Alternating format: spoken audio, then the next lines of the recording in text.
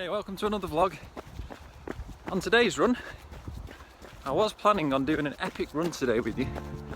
I've worked out a route which basically is over a marathon, and it takes in the only three official mountains of the Peak District, which are Bleaklow, Higher Shelfstones and Kinder Scout.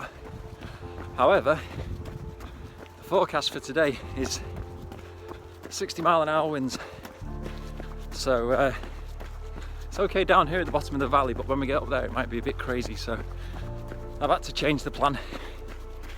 But now I'm out, it's actually not that bad down here. Doesn't mean anything for up there obviously, but I'm thinking what we could do is do half of it. So we'll still run up two mountains, Bleaklow and Higher Shelfstones, both over 2,000 feet. And then we're going to cut across the peat moors, the peat bogs, and head to Doctor's Gate and go down that valley and work our way back home. And that should be between half a marathon and 15 miles in total. So if the gale force winds don't stop us, it could still be a good run, hopefully. We might have to turn back, but we should get some pretty cool views on the way up anyway, which I can share with you.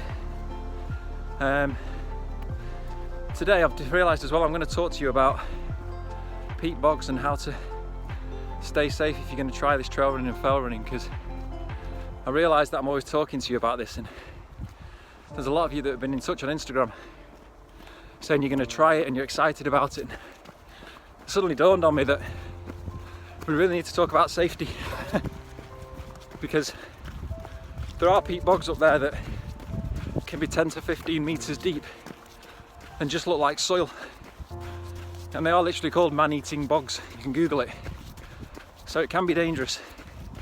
So yeah, I'm going to talk to you about that today because I don't want any of you getting hurt if you're going to do this. So we'll carry on. We've done a couple of miles, and I'll talk to you in a bit when we get to the bottom of this Torside Clough, which we're going to go and ascend, which will be a hell of a climb, so it should be good.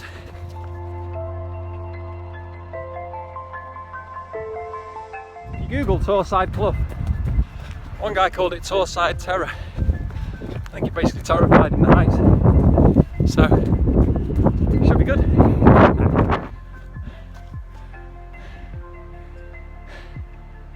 I don't know if you can get the feel of the scale, but it's pretty dramatic. It's already promising to be an amazing run, and we're only 3.5 miles in, so let's carry on. Let's do some running and we'll catch up in a bit.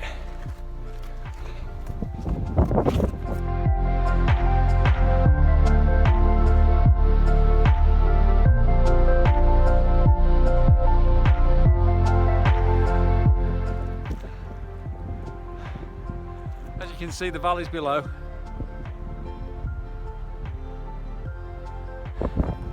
It's a steep drop, but you're fine. It's completely safe.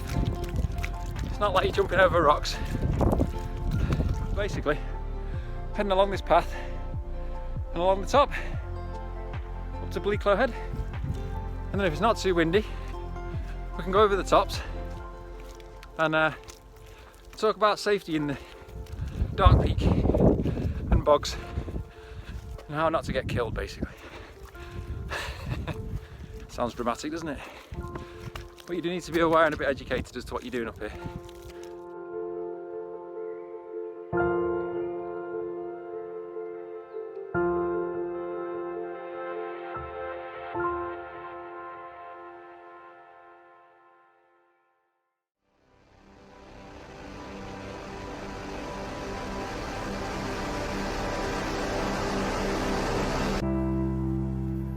Right, we're basically at the top of the clough now, and we're running along the edge at the top, and it's very muddy, very slidey, and it just got me thinking. I was chatting to my dad the other day, and he was saying about the fact that I do take for granted a little bit what I do. And it made me think about safety, and he's got a point. Because I've been doing this for 7 or 8 years, and I know I've only just started the vlogs, but I've been trail running and fell running for a while now. So things like running over rocks like we are at the moment, I take for granted, but it takes time to build up the strength in your ankles, and also having the balance and spatial awareness and coordination that goes with it takes practice and builds up over time. So I read an article about a trail runner, or I think he was a normal street runner actually, and he did the Kinder Downfall run, which is 10 miles, which is a trail run. And I was reading his article, and he fell over about 6 times during the run. I've only fell over twice in the last 5 years or something, one of which was caught on camera the other day, you know. And people like that worry me, because he obviously wasn't used to the idea of running up and down these cliffs and rocks like we are right now. And as you can see, we're at the top of a very steep drop. So the guy that called it Torside Terror probably was scared of heights. So to be fair to him, I can see why he was scared. But my point is that if you're going to do stuff like this, you need to practice on the flat trails first. Don't come up here and get out of your depth, because the fact that guy fell 6 times, I think it was around 6 times, the thought of him running up here with me on this edge is terrifying, because if he slips and fell here, it's not just a case of scuffing your knees, it's potentially life-threatening. So if you're going to try this stuff, just practice on the lower ground first. You can ask me if you want to come to the Peat District where you can run that's a lot safer. There's loads of trails I can tell you about. For example, the Longdendale Trail, the Tissington Trail, the Monsell Trail, all amazing places. But they'll get you used to the idea of running in mud and paths and hills. And then you can start attempting the fells. But yeah, don't just dive straight in, because it could be too dangerous. But if you want any advice on it, just ask. I don't want to sound over dramatic, it's just you realise when you start researching it, like I was researching the bogs. I'm going to put a link in the description for this video on YouTube to some videos that the Mountain Rescue have put. It's got advice on there about how to be safe in the bogs in this area, and it has a couple of videos of people stuck, and there's one guy who he's only stuck just below his knee, but it takes 2 men to pull him out. Now some of these bogs can be 10 meters deep and swallow your whole, so as you can tell, it's potentially life-threatening. So you need to do a bit of research, which I'm going to provide for you in the links. So look at the description for this video and there'll be some links for you. But in the meantime, let's have a look at the view, shall we? We're doing well, aren't we? I'm going to just darken it a bit.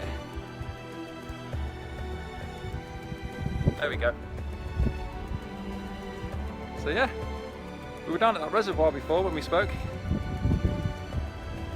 Now we're going along the edge of the clough, and eventually we're going to head up to Bleaklow Head, which means that we'll have scaled an official mountain.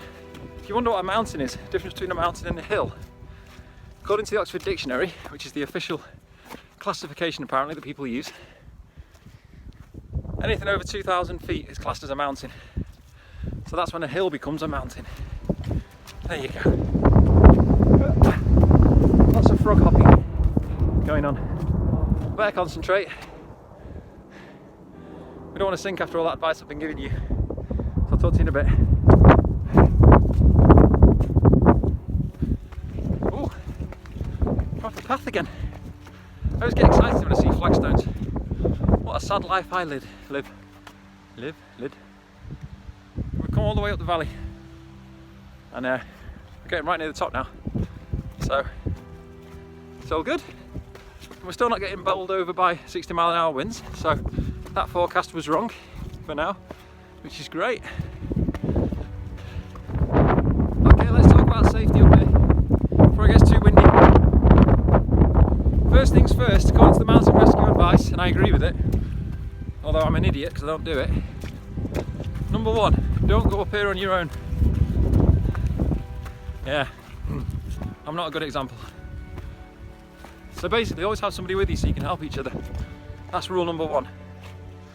Rule number two is at least go with somebody who's experienced if you can as well. Now, I am experienced, which is why I'm feeling confident enough to come up here on my own and do this. But I'm not aware of the fact that I have to be careful. Rule number two, always make sure you tell someone where you're going. Sorry, I'm just going through a bog at the moment. I'm going round it, I should say. Yeah, always tell someone where you're going. It's absolutely crucial. Reading about walking the other day, he went to see a waterfall off the Woodhead Pass on his way home from somewhere. But he didn't tell anyone he was doing it. And the poor guy fell and banged his head. And they didn't find him for 5 days. He died. He just had to tell someone where he was going. Could have got it help sooner, and hopefully it might have made a difference, but probably not from what I read. But yeah, that's again something if the positive needs to come from that, and that is to learn a lesson from it. But you always tell somebody. Now, I use an app called View Ranger, and for £5 a year, not a lot is it, it tracks me on my run and sends a buddy beacon. So every 2 minutes it sends a target GPS of exactly where I am. And my wife, who already knows where I'm going right now because I've told her the route, check on the computer to see exactly where I am. So if something happens to me, she might see that I stand still when she checks it, or not move for an hour. In that case, she knows there's a good chance I need help. When you're in these valleys, you can lose your phone signal. You might not be able to reach out and get help. I have a list which I can use, but to be fair, there's no one up there, so that's not going to be much use. But yeah, always make sure someone knows where you're going. And after that, there's some basic practical advice on how to get out of bogs, which I'll share with you as we carry on. But let's get some more miles under our belt, shall we? I'm enjoying jumping over these rocks as well. I always enjoy boulders.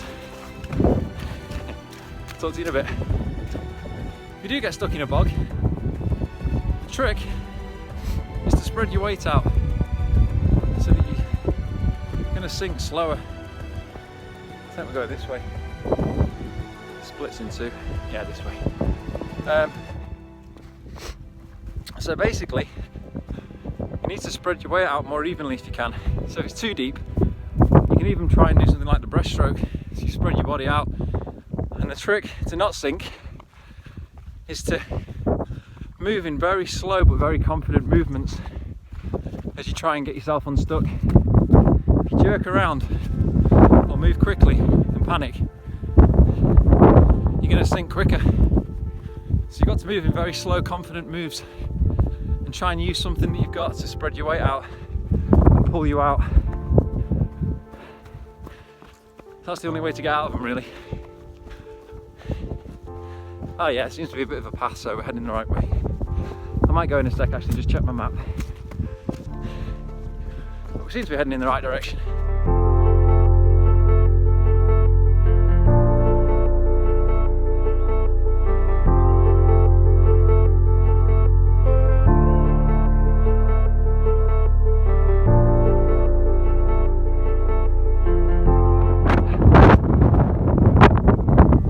Here we go. That's the official marker, so let's climb it.